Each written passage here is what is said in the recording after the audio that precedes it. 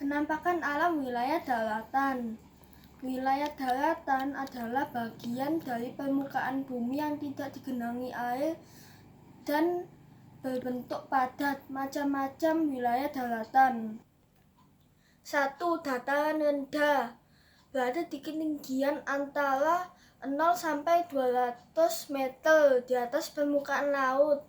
Cocok untuk pemukiman, lahan pertanian, dan industri. Contohnya Jakarta, Surabaya, dan Pontianak.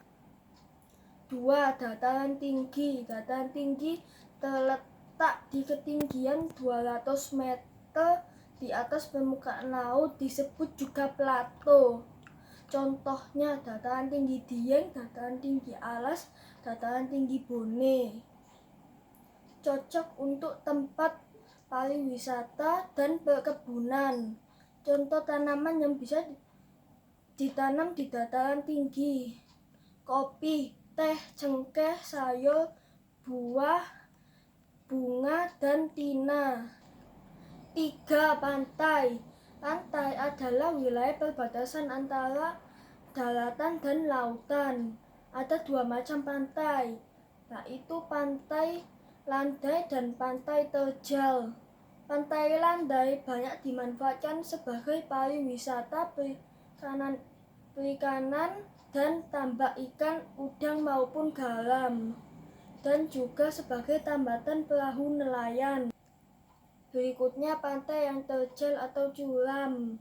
Biasanya ada goa-goa yang dihuni oleh sarang walet. Bisa digunakan untuk makanan dan obat.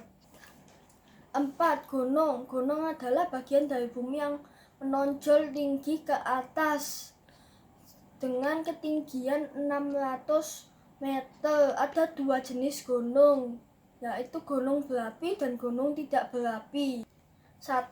Gunung.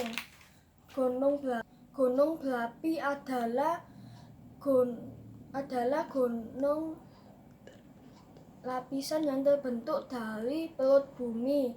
Ada gunung yang berapi yang bisa meletus atau masih aktif.